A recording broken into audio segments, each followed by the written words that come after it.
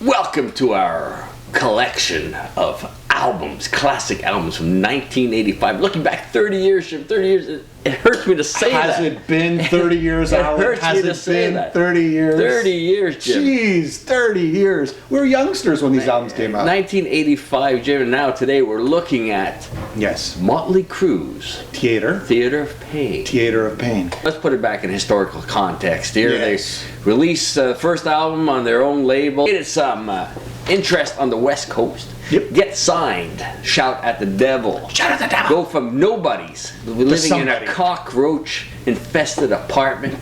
They play the US Festival. Yep. They go on tour with Ozzy, with Maiden, with everybody. 13 months on the road. They come back and they're millionaires. Yep. So what do you do when you're millionaires? You go from zero to hero.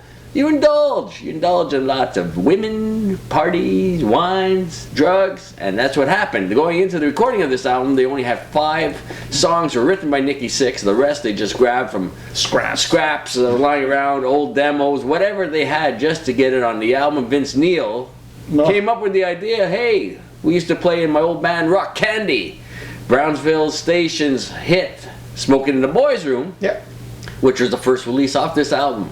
And it was a successful single. I mean, Jim, if it wasn't... Not for me personally, I don't like it, but... I never liked it either, but you know what? From their...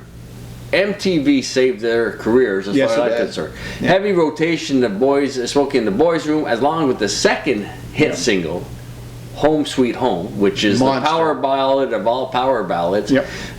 In fact, MTV had to instigate a new rule to limit the amount of rotations for any new videos because the demand and the request for Home Sweet Home, because they could have ran that video 24 hours a day and nobody would have complained. So they had, because of Home Sweet Home, that video off this album, they had to institute a new rule. So we're looking at, you know, Nicky's heavily into heroin, and Vince, of course, as you all know. He basically was drinking and driving, and Razzle from Hang Rocks died in a car accident, and I guess there was also passengers from the other car. Two civilians from the other car, exactly. And I mean, he got off pretty easy. He did have to do some community service, maybe spend 30 days in jail, but being a celebrity and being as popular and being rich as he was back then, he got off pretty easy. He was sober during the tour. They knew. Nicky's admitted it hasn't been his strongest material. Vince was one of the conditions for his release was him being sober. He tried the best as he could, but the moment he got out of jail, they offered him a bump of coke. So you know that wasn't going to last his sobriety. But he was out there. The point being, Vince was out there singing these songs that he knew were garbage. He's admitted to them. It was embarrassing for him to sing because he knew the quality was not up to the standards that they wanted. But they were sidetracked. The focus was no longer on the music. It was, and what can you do? You can't do any wrong, Jim. The album went double platinum. Yeah. A bunch of subpar songs. Like you said, there's a few of them sound like rejects from Twisted Sister. I mean, you had songs like Raise Your Hands to Rock and Fight for Your Rights. You know, I mean, it's Twisted Sister. I mean, anthemic crowd cheering songs. Like, okay. I mean, you know, you had the cover song, Smoke in the Boys' Room. But Home Sweet Home, if you take the whole album, there's a few good tracks. And Home Sweet Home, if you love ballads, I mean, that is the heavy metal ballad. I mean, that is the stereotypical heavy metal ballad.